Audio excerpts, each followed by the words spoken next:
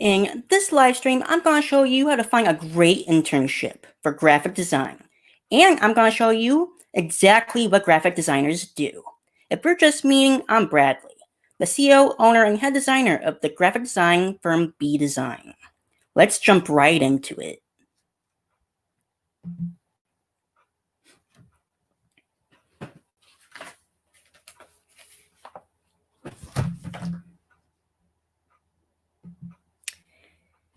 If we're just meeting, let me tell you a little bit about myself and how I got started in graphic design.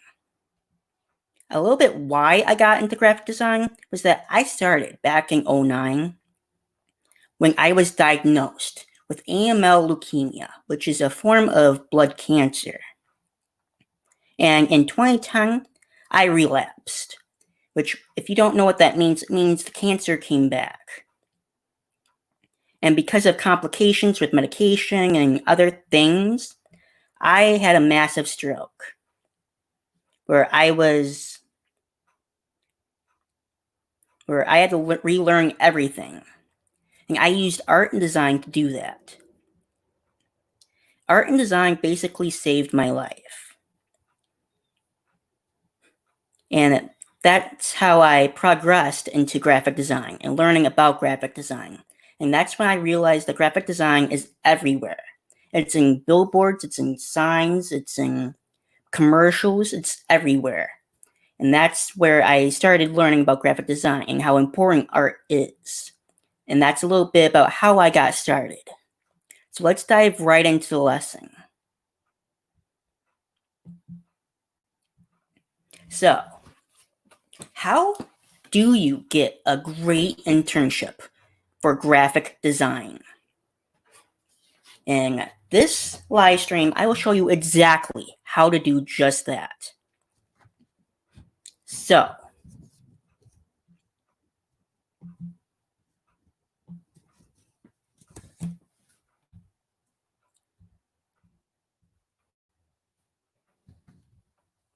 went too far. So, competition for graphic design internships is fierce, but landing a great opportunity doesn't have to be a challenge. There is a bit of research and legwork you should do before sending your qualifications to the hiring companies. You need to know where to find available intern positions, how to create a superb application, and what is expected of you after you are offered the position.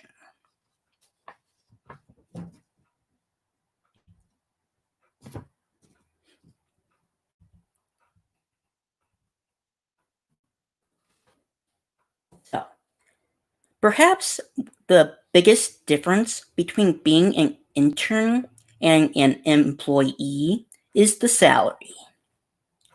Some companies are large enough to pay their interns, while some small businesses use interns to cover positions they can't afford to pay for otherwise. Instead, they can offer you the chance to gain work experience in exchange for college credit. Strongly consider your reasons for wanting an internship so you search out appropriate opportunities and are not disappointed if the position does not meet the standards that you make.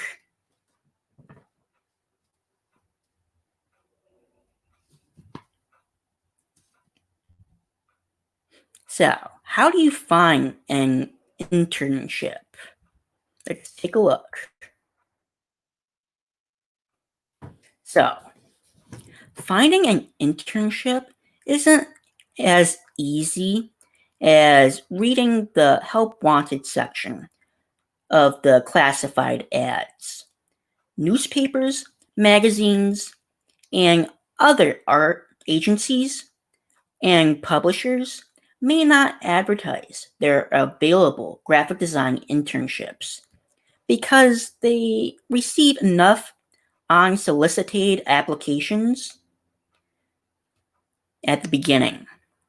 So ask your friends you know in the industry. Consider asking your graphic design professors, as you're connected and very knowledgeable outside of the classroom. College career counselors are innovative, as are the websites of the graphic design firms at which you can't, as which you want to apply.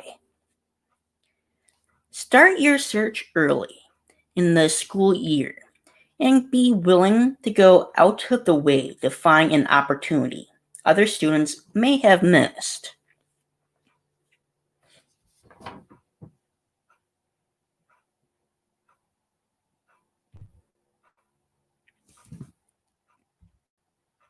How to apply.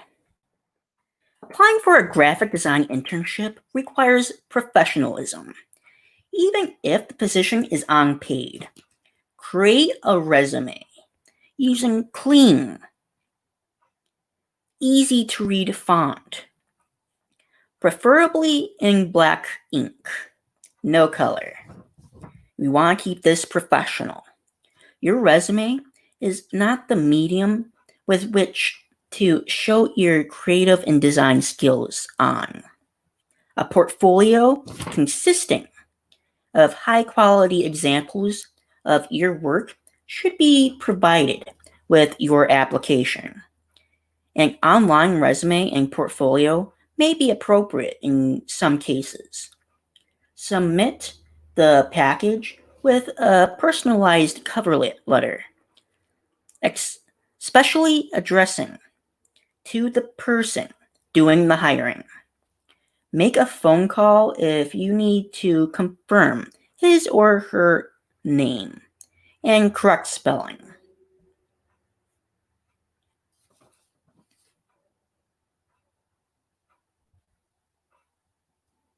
Sending it all.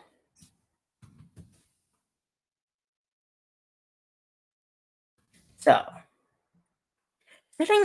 sending out a top-notch cover letter, resume, and portfolio does not necessarily set you apart from other applicants. Set yourself apart by tending to details, references, testimonials, and an extraordinary portfolio can make an editor skip over one application in favor of yours. Ask your graphic design professors for references. So list testimonials from those whom you worked on large projects with. Include a variety of print and online design samples, which if you need any examples of what should be in your portfolio, I will link to my video of my portfolio, and I also have a link to my website down in the description, which has my portfolio and design works that I've done for clients. If you need any idea, just go down into the description, and all links are there. So, include a variety of print and online design samples, so the person doing the hiring can see the extent of your abilities. Get creative, but stay professional. Always stay professional. This is a job.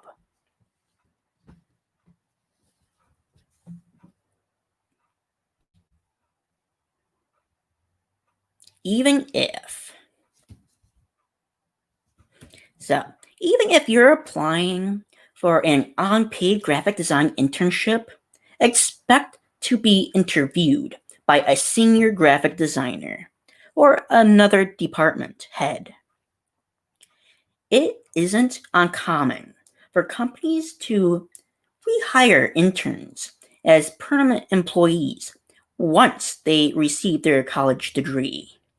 Your communication and interpersonal skills will likely be evaluated and determining if you are the best candidate for the position.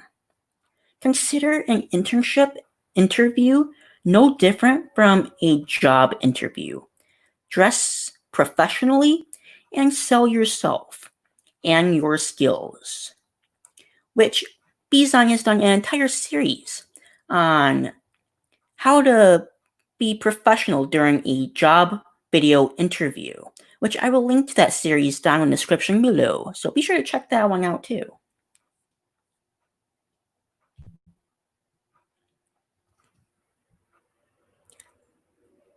With the competition.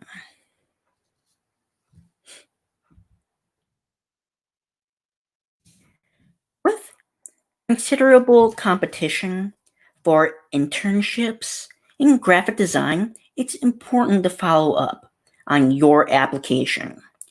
Many hiring managers specifically hire only those applicants who make the time to make a phone call or send a thank you note after an interview. With me, as soon as I get home from the interview, I always send them a thank you email. So be sure to do that. There is a fine line, however. Too many phone calls or emails may be seen as annoying or bothersome. I mean, don't you guys hate it when people just keep on emailing and texting you? You know, those telemarketers, they irritate me. Let me know down in the comments if they irritate you. So, if you keep the lines of communication flowing, you'll put yourself in the best position to land a great internship in graphic design.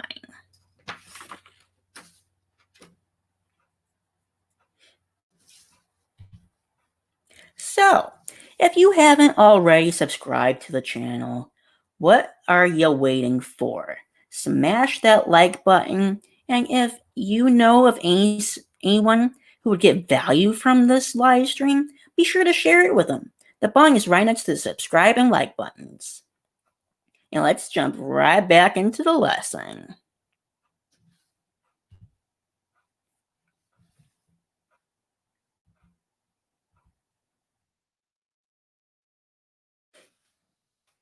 What does a graphic designer do? You'd be surprised at how many people ask me this.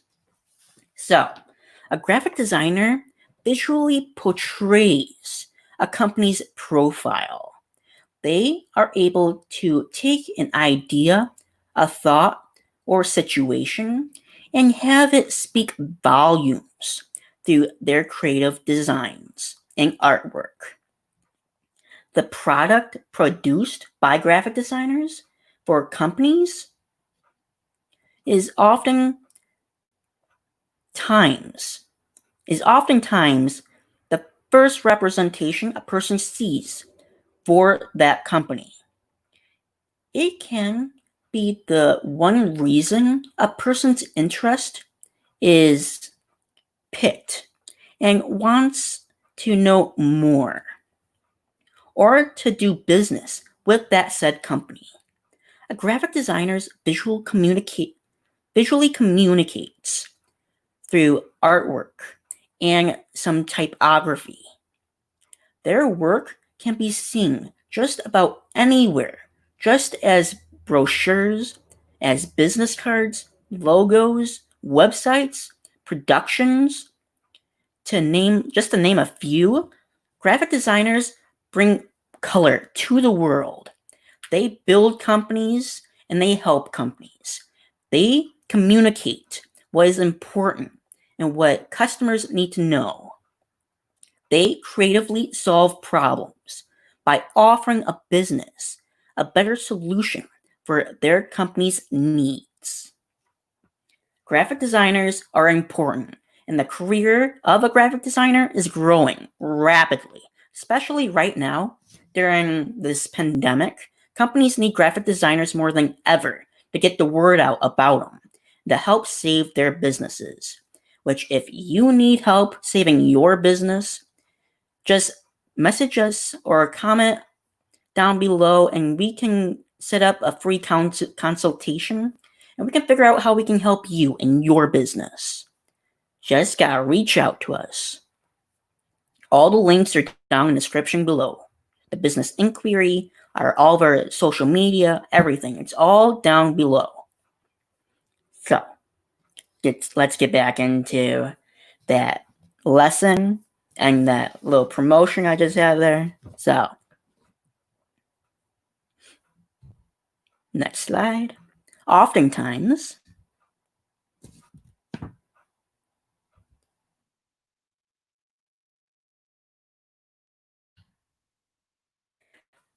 the people that become graphic designers are those people with a discerning eye.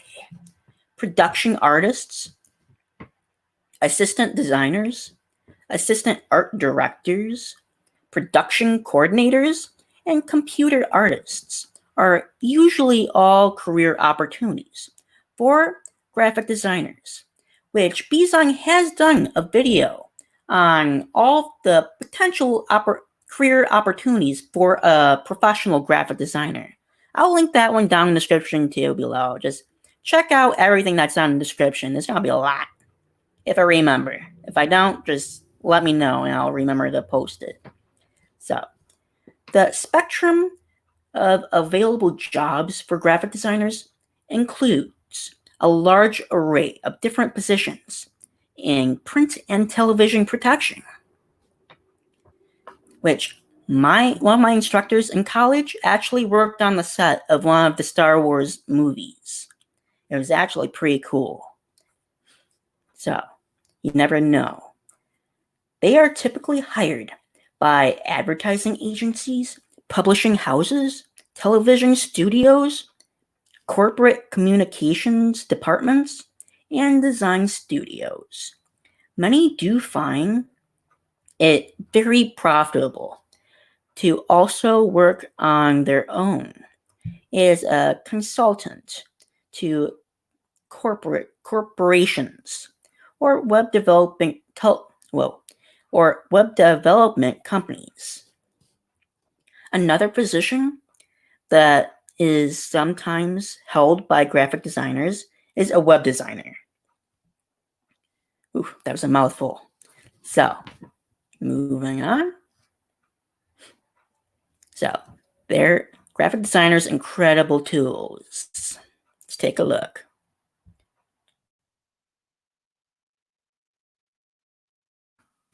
There are incredible tools that a graphic designer is experienced in and uses them to make their masterpieces.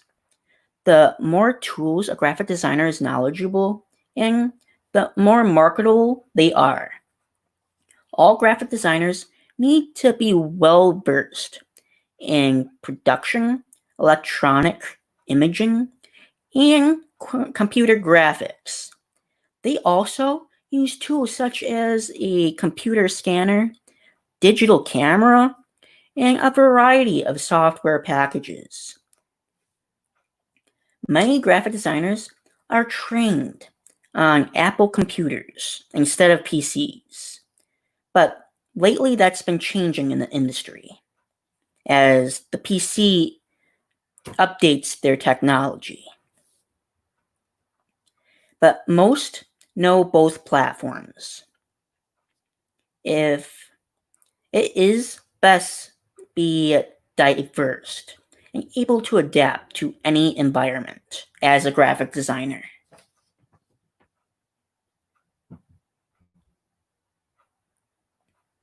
Keep on building.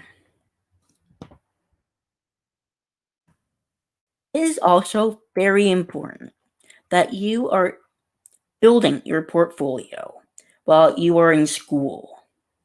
Your portfolio is what puts you and your credentials in front of the person hiring for that position.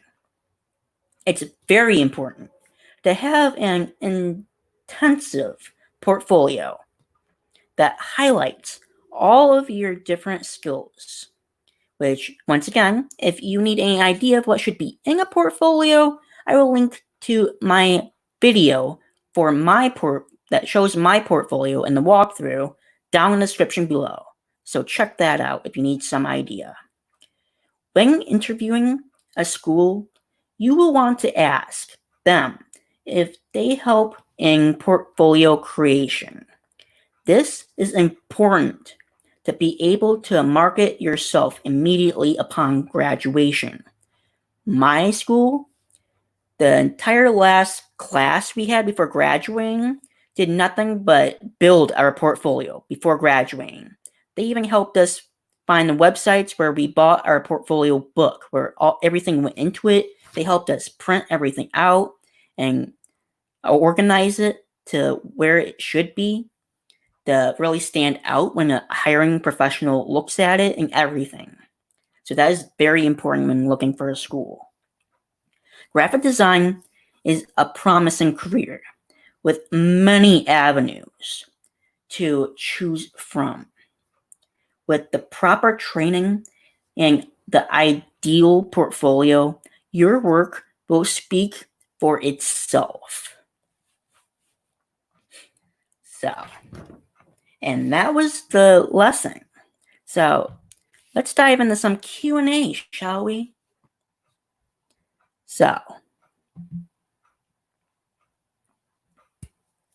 here are some questions. The first question is, I can't draw at all. So, will that hurt my chances of succeeding as a designer? And to answer that, I don't think it hurts, but it certainly helps. You don't necessarily need to be able to produce remnants, but being able to draw helps frame an idea and keeps you from having to flesh out the whole thing on the computer to find out it doesn't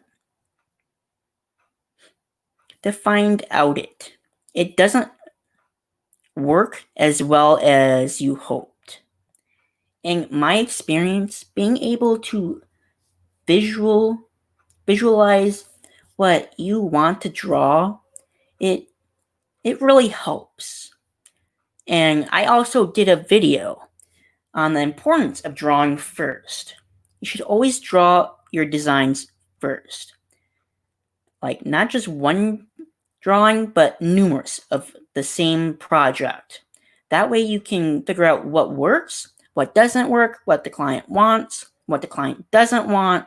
It's just easier than spending hours on a computer visually designing it on your Apple or on your computer or on your Wacom tablet or whatever, just to find out that it's not what they want. So it's easier to just sketch it out by freehand first. It doesn't have to be perfect, but you should have some idea of where you're going with it. Okay.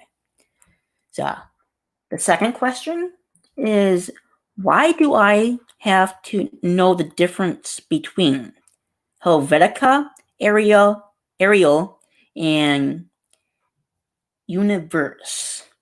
Which, if you don't know, those are fonts. So, knowing letter forms is what we do. Knowing fonts, that's what we do. Designing fonts, that is also what we do. Especially if you can't draw, you have to be able to at least appropriate differences in letter forms. A designer who can't draw and doesn't know type doesn't have many marketable skills left to fall back on. Because you need to know what fonts go with what good designs. And just like with colors, every font gives a different emotion. And excitement, playful, serious, You have to be able to figure that stuff out. And knowing the difference between the different fonts is really helpful. Okay. Next question.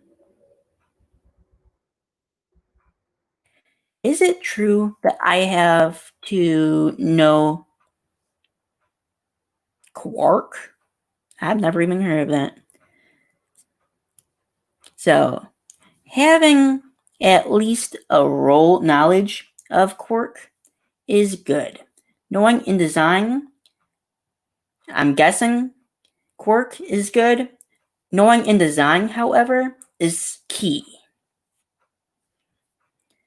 Your job isn't likely to have you drawing in Illustrator all day or only retouching photos in Photoshop. Most likely, you're going to end up doing pre-press or resizing ads or typesettings, all of which requires InDesign,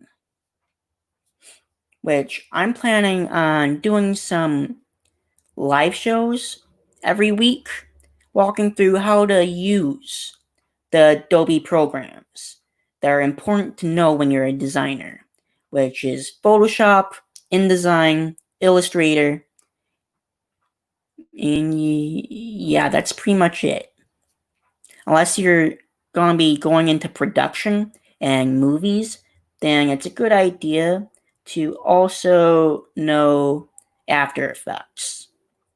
Which I have done a few videos on how to make YouTube intros in After Effects, which you just have to search those. They're in some playlist. I'm not positive right offhand right now. I may link those in the description too, so look for those.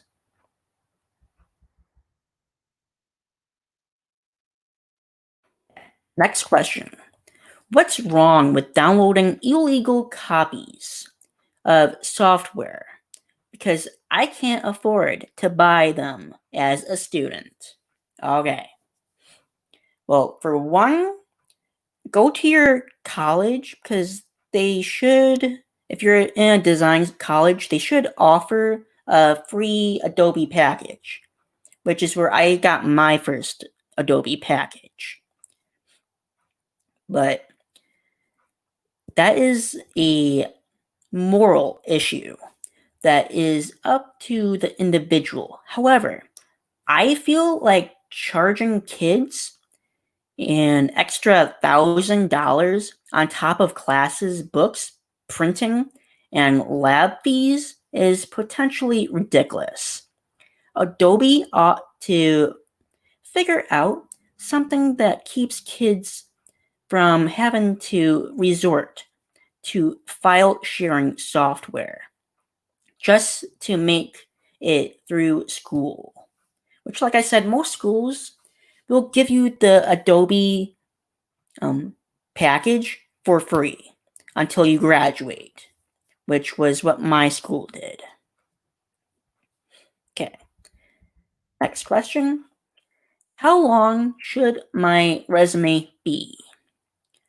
How many places have you worked? What's the format? I made my first resume for C, front and back, 5 inches by 5 inches, D-cut and tri-fold, just to be different.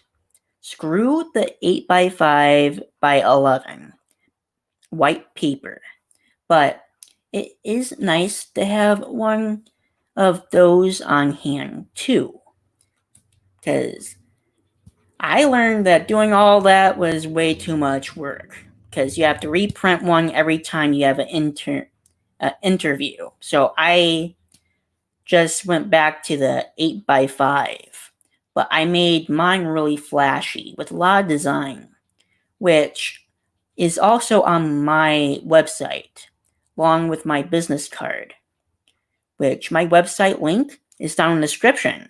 So if you need some idea of what a good designer resume looks like, you can check that out. So I made mine really flashy and cool. Okay. One more question, then we'll wrap this live stream up. So, should I work for free just to get some experience? And I say, hell no! You should never work for free. So that just downgrades all of us. Because why would someone pay for something when you are doing it for free? Which pisses me off and a lot of other designers. Especially for those who spent thousands of dollars for college and to learn all of this. And you just go off and you do what they paid thousands of dollars to learn for free is really irritating. And you should not do that. Because if you're offering it for free, why would they pay the next time they come to you? You have to think about that. Because if you do it for free, then there's no way in hell that they're going to pay you to do it again. They'll just keep coming to you for more free work. Which is really irritating for us designers who pay to learn this stuff. Whew, that was a little rant. So, and that was the last question we're going to do in this live stream. So, thank you for joining us. And if you got value, be sure to hit that subscribe button and smash that like button. And don't forget, BDesign is here to help you build your influence and impact in the design world faster, so you can build a successful design company faster. So just keep on dreaming, and we'll see you in the next one. Don't forget, we post new videos every Monday at 1 p.m. CDT, and we go live like this every Wednesday, 1 p.m. CDT. And if you follow us on all social media at BDesign 680, we usually advertise before we go live. And we always advertise our videos. So if you want to get a heads up, then be sure to like, follow, and subscribe to us. And we'll see you in the next one. Bye!